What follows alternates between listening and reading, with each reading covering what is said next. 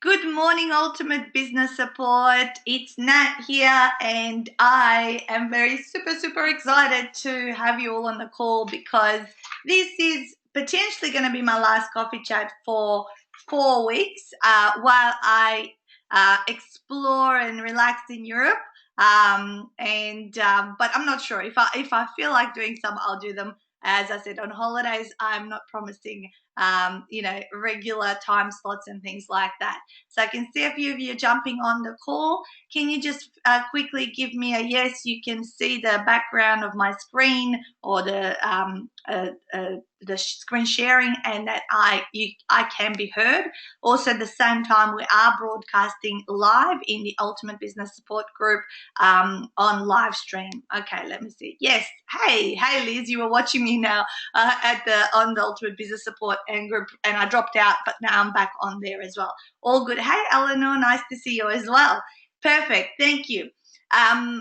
Please ask me lots and lots of questions. As I was saying on the live stream before, I haven't really pre-prepared massively for this webinar. I just thought what an apt topic to talk about because it's still all fresh in my head, coming off retreat yesterday being our 12th. And I thought, why don't we talk about, what it takes to do retreats? What are some of the do's and don'ts around running them? And what are some things maybe that can go wrong as you plan retreats and things like that? So I'm going to just talk from personal experience and, of course, telling you the things that work really well. But I want you guys to also ask me questions because it's important to know where the gaps are so that we may be able to fill them. So step number one. Let me change my slide. I've got my slide from our retreat fancy dress night here for you to look at while we talk through this. Sally's just asked. Okay, I will answer that.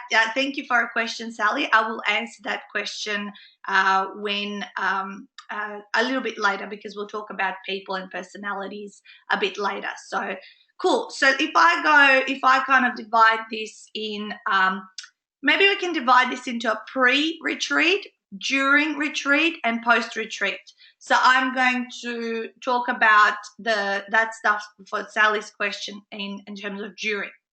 So pre-retreat, okay, takes a lot of planning, a lot of effort, and a lot of hustling, right, to get people to commit to a retreat. Meaning that just because you would love to do one, it doesn't mean that tomorrow or in 3 or 4 months' time that people are just going to commit and come to your retreat. So the most important thing around getting people and starting to get people, of course, the numbers that you see in this picture that's shown on the screen are obviously not numbers of where we started. When we started, we had numbers of 7, 8. A couple of times we took away groups of just 5 participants. And then we've grown now to be in the 15 to 20s at most of our retreats. And that happens as word of mouth spreads and all that kind of stuff. So pre-retreat, you have to give yourself, when you're running your first one, the minimum of 6 months of lead-up time. Good morning, Amy. So 6 months of lead-up time to ensure that all of the pre-promotional strategies, you have enough time to execute. And what I mean by pre-promotional strategies, so how do people know of your retreat? Because realistically, it's really hard to sell a retreat off our website. Like we've got a website too, but our retreat attendees don't purely come because they've visited our website. So it's great to have somewhere to send people for more information, but you really need to, because if you're going to run retreats, you're going to be there live with people in the room, which means you need to go out there and be a bit more of a high-touch person. And that is, speak at events and host your own preview or teaser events so people can understand a little bit, well, what is the value of your retreat, especially if it's as highly priced as what our author retreats are. People need to understand value before they would commit to a price point. In that same breath, if I can just talk about the fact that you must start off with 2 things. So with pre-retreat, you must start off with a table of value. So what do people get? An example, so I'm just going to show the people. I'm hoping that this is going to work. I'm just going to cancel that. But on my screen, I will just pull up very quickly my table of value of what our author retreats look like. So we've got 3 different levels of retreat packages, and then we have got all the inclusions, and of course you need to explain that very clearly in terms of what does all of this mean. It keeps going and going and going. How do you add massive value through all of these support structures? And realistically, any person before they've had anything can create something like this in terms of what they're going to offer people. And then at the bottom, you've got your total value, the investment, savings, payment plans, all that kind of stuff. So this is what we call a table of value. So you need to, if you want to start running retreats, you've got to create your very first one. And I think Kylie is currently on the call. And Kylie and I sat down. She was crewing for me at our last retreat. And we pulled together her table of value. And what I said to, okay, Kyle, because Kylie just finished her book, Mother Lover, Woman Warrior, and she was there crewing at our retreat. In this picture, she's Maleficent, if you can see her face right here.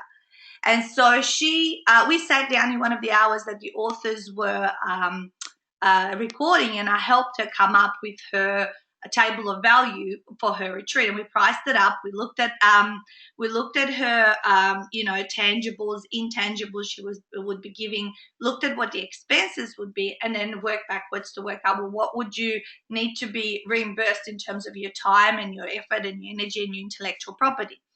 And then we worked out, could we do a payment plan? And we sorted all of that out. Now, the next step would be, we have the table of value now for Kylie to have set now her first retreat date, which if I was advising her right now, which she's listening, would be 6 months from now.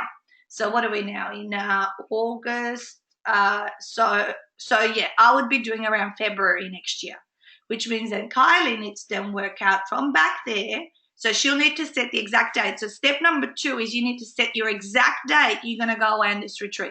If you don't have a date and you don't have a plan, it's not going to happen. You're going to be wishy-washy in your head, and people are not going to be very committal or wanting to more information, especially go, I'm going to do retreats. If you say, I'm just going to do retreats, it's not going to happen. So you set the date, you have your table of value, and then you work out, well, what are the kind of things I need to expose myself in front of all groups to get people to commit to my retreat.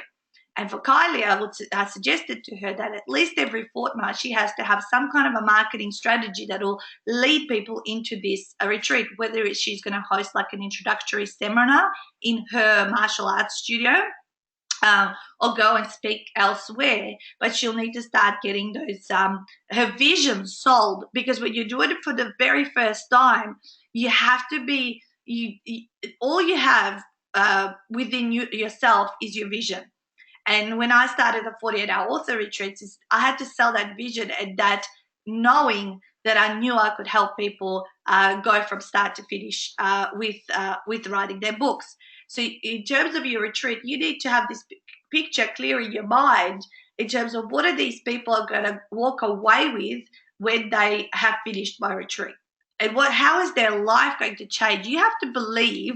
I heard someone say this the other day in terms of our products or services. You almost to the point of you have to believe as if you've got the cure to cancer when you're selling your stuff, because you need to just go, if they would, for me, if people would just back themselves into writing a book, I know on a personal level that will transform, but I also know it's going to be their amazing a business card on steroids that's going to give them all these opportunities that they would have never had they not written their book. So I have just this knowing that it's going to change, doesn't matter what person, what personality. So there has to be that deep down knowing, because unless you can sell people on that vision and how much you know that this is going to help and solve their problems, and that the cost of your retreat is nothing compared to what it's costing them in their life because they're struggling in whatever area you're helping with them, you have to have that clear vision. And Angela's just saying, yes, a clear vision is a must. All right, so that's pre-retreat.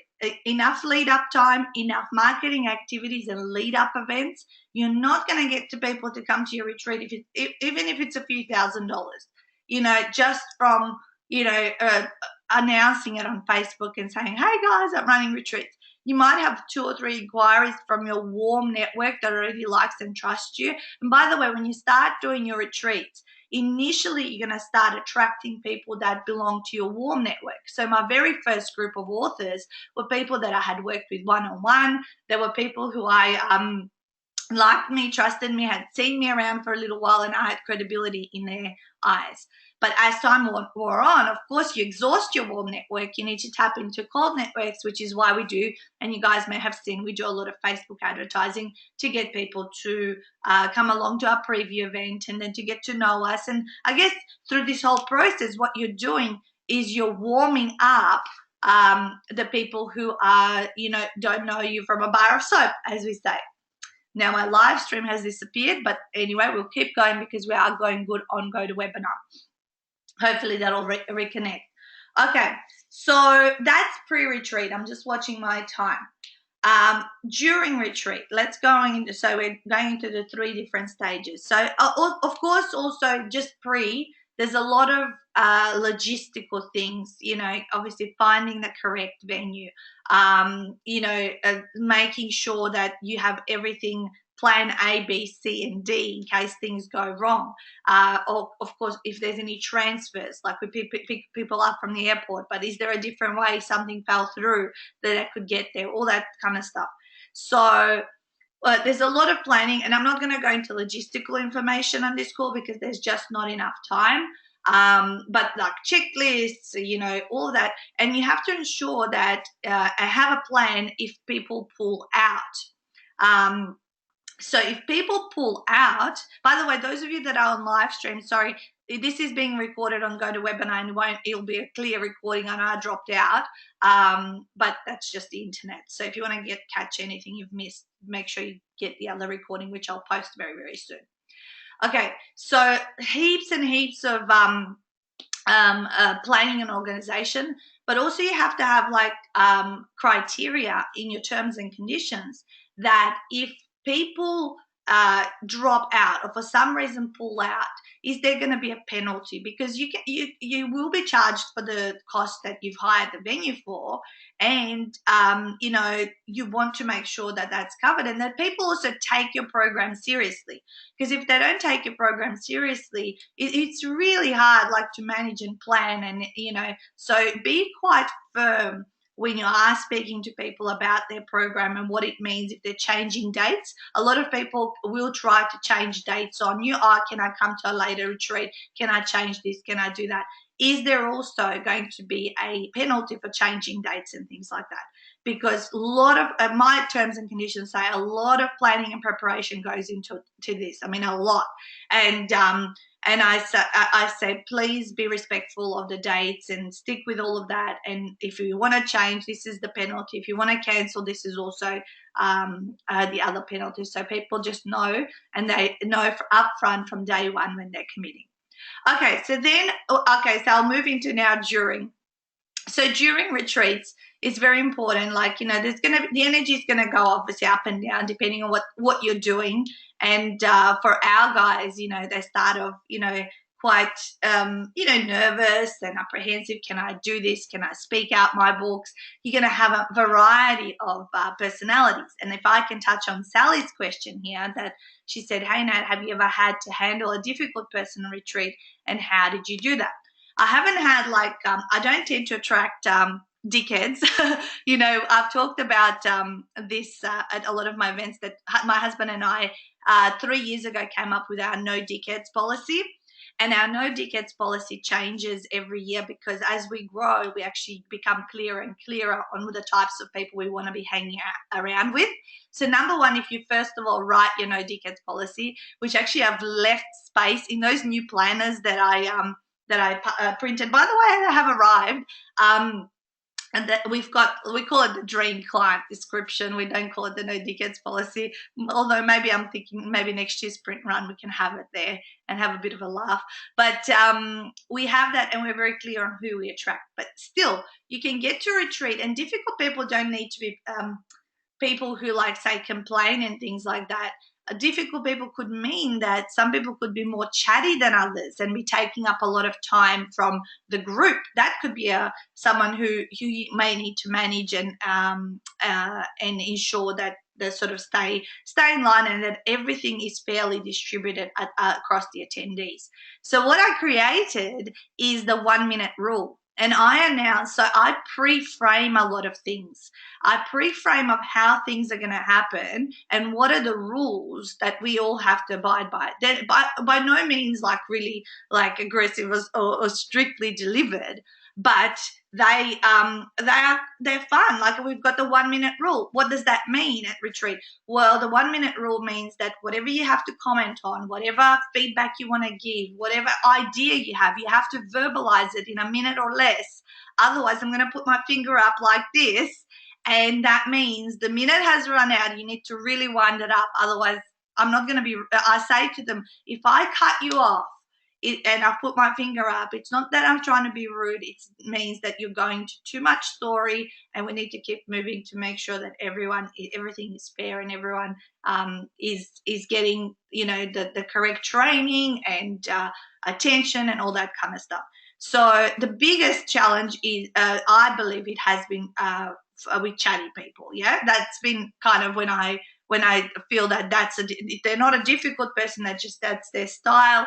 And they just need, and you're teaching them to be more succinct. For example, things at the venue can sometimes go wrong, or something may happen in someone's room, or things like that, which we always deal with immediately. Bottom line is, your customer always needs to get what your customer wants. So how can you make that happen? The question is, don't be problem focused, be solution focused. So if anything has been brought to my attention, okay, this is a problem. I'm not going to go, oh, we can't do anything about it, right? Well, I go, okay, so what can we do about it? And if the staff can't help us, well, can we solve it together? How can I make your experience more enjoyable? How can we just not let this tarnish what we're doing right here, right? I have to say 98% of the time, I've been so blessed for everything has run so smoothly. That could potentially also mean that I'm quite organized and I've already planned the things that could go wrong, that I don't feel that there's anything ever going wrong. Timing wise, a lot of people, you get punctual people and people that are always late. You just have to pre-frame it. Again, a lot of pre-framing. If you're going to be coming late back into the room, that is that is kind of on you. You know that you're going to miss out on stuff. We're not going to wait around to start a segment because our segments run for 45 minutes, so they're quite quick. We can't waste 15 minutes waiting for people to come into the room. That's valuable time to study. So what I said to them, hey, pull out your phone, set 5 minutes before you need to be back into the training room alarm clock. And when that alarm clock goes off, wind down what you're doing and come back in. For the last 3 minutes, our retreat song is going to be playing, and you are going to, and when it stops playing, we start that segment. And I have to say that 98% of the time, or everyone is back in the room. Sometimes people get sick. It's okay. We tell them how to communicate with us, but we won't we give them the responsibility of coming back and being there on time every time, because everything's some retreats are more flexible. Our one is boom, boom, boom, boom, boom. Rosalind's just saying that commitment and energy are a big part of the reason you attract us. Yes, and I'm very commitment. I'm very consistent, and big on my making sure that everyone is looked after. So during retreat also, it's so important to have a lot of fun. Yes, we are doing a lot of work. We're doing serious work, But at the same time, we have to ensure that people also have the relax, and that's why we call them a retreat, because they want to feel that they're away from their life. They want to feel that they have forgotten about all the other responsibilities that they have in this world. And this is why on night number 2, we do fancy a dress up night at our retreat, which we only brought in about 6 retreats ago. We do it because on night number 2, everyone's quite exhausted and tired. They've just been speaking for 6 individual hours since they came to the retreat, have done a lot of training and things like that. So night number 2, if we get everyone fancy dressed up in a specific theme, it gets everyone laughing. It gives them that second wind, okay? And that's what I realized happened, especially on this night number 2, because everyone was quite exhausted from all the intense 45 minutes, hour speaking, break, 45 minutes, hour speaking, break, all that kind of stuff. And so this brought the energy back up. Everyone's laughing, taking photos of each other, having, champagne drinks, lots of laughs. I did a card trick for them. I have this special card trick that I do. And so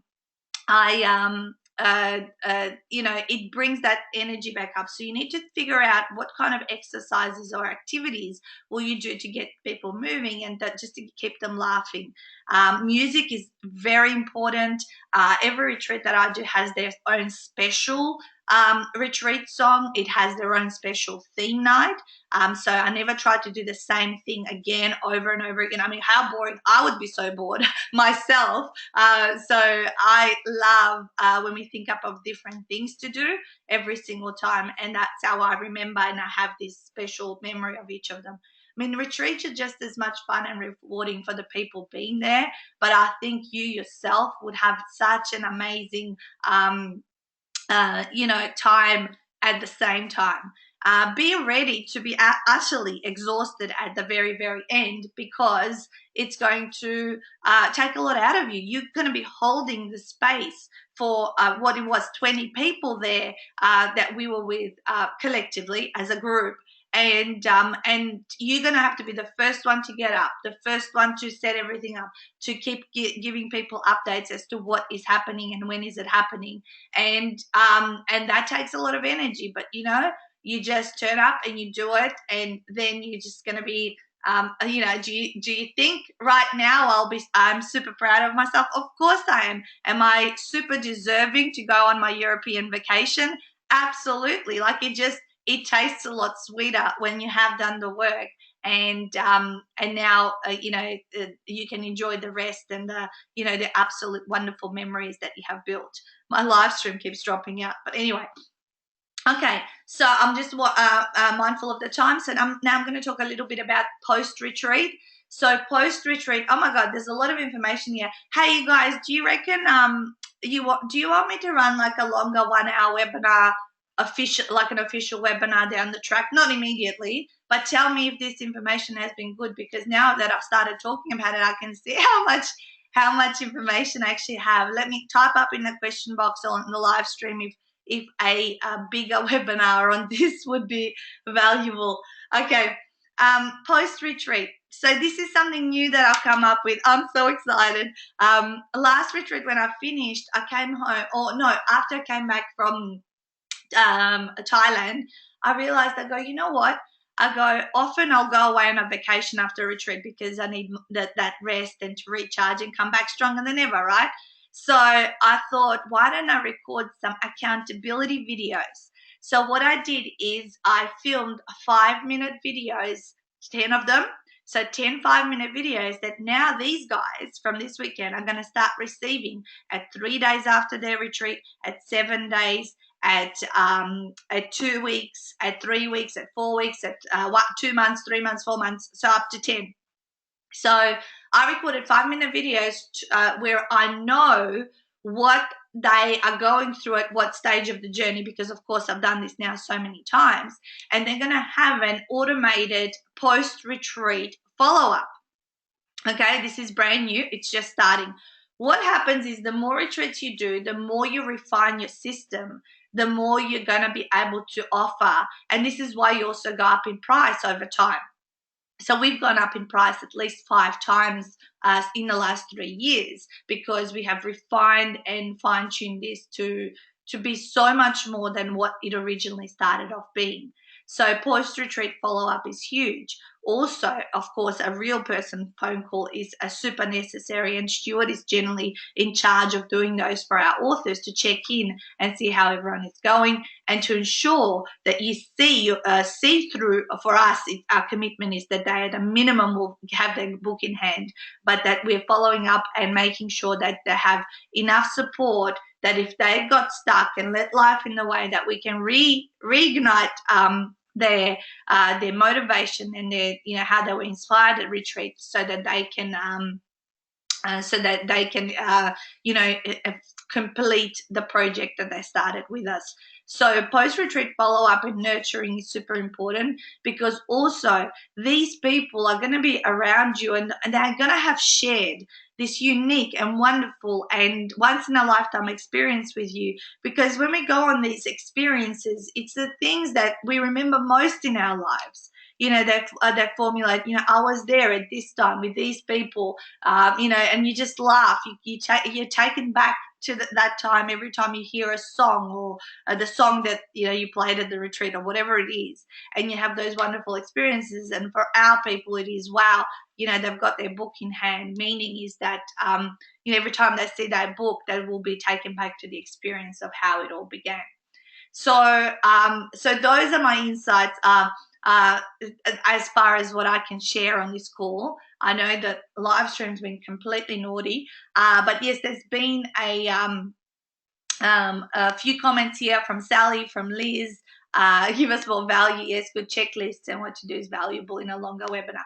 Okay, I'll plan a longer webinar in the next couple of months on this particular topic, because it is absolutely, I think, so much to talk about. I could probably run a retreat on running retreats, right? It's a massive topic, and I think it's one that it's the ultimate experience for our clients and people. So yes, do that, Sally says. Let's go away for longer and have some more fun. All right, so the final logistical things, because I have to go unpack from retreat now, unpack all my bags, and then repack for Europe in my suitcase. But just the quick logistical things to let you know of is that we have got our Ultimate Business Support live event. So even though I'm not going to be here, my wonderful leaders of the different cities, as well as, oh, my computer's just frozen here, as well as people, Stuart and Eric and everyone, they are going to be hosting these events. Now, these links here, guys, that you can see are actually posted in the pinned post of the Ultimate Business Support Group. For some reason, I can't cut and paste at the moment. Something's happened to the computer, so I'm not going to bother. The second thing that I want to tell you, the planners are here. They're here. Yay. And if you did want one, Stuart will be posting out everyone that purchased one in the next this week. We've got everything purchased for posting, and if you do want one, then as I can't cut and paste this bloody link from here, you may want to write it down as I'm talking, but you can also private message me and I'll quickly send it to you in a inbox. So they're here, they're beautiful, I love them.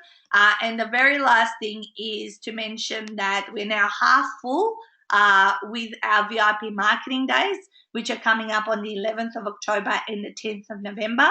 So we run these 2 individual days for groups of 10 at our home. We supply a calendar, we supply food all day, and we plan out all of 2017. So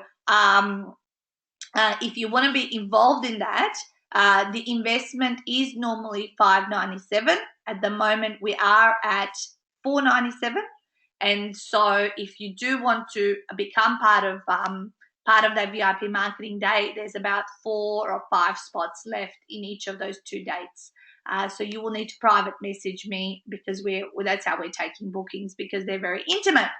And proper planning and preparation prevents poor performance. This applies this week as well, because if you want to run amazing retreats, you need to have absolutely tight systems, tight crew and planners, and also go through the initial stages where perhaps you're not going to have as many people attending them, but that's because you're practicing. So practicing with smaller groups, it's a lot easier than practicing with groups that are absolutely huge and are going to make you feel you know, totally stressed out. Ensure you ask for lots of help, and you know, I wish you every retreat success. Have an amazing time and follow my journey and European adventure while I'm mucking around over there with Francesca. We're meeting at the airport tonight, and I'm so excited. I can't wait. All right, I'll post the recording now up on YouTube and share the link from GoToWebinar, because I know you guys on the live stream had me drop out quite a few times. So I'll do that, and have an amazing business week. Go out there and hustle.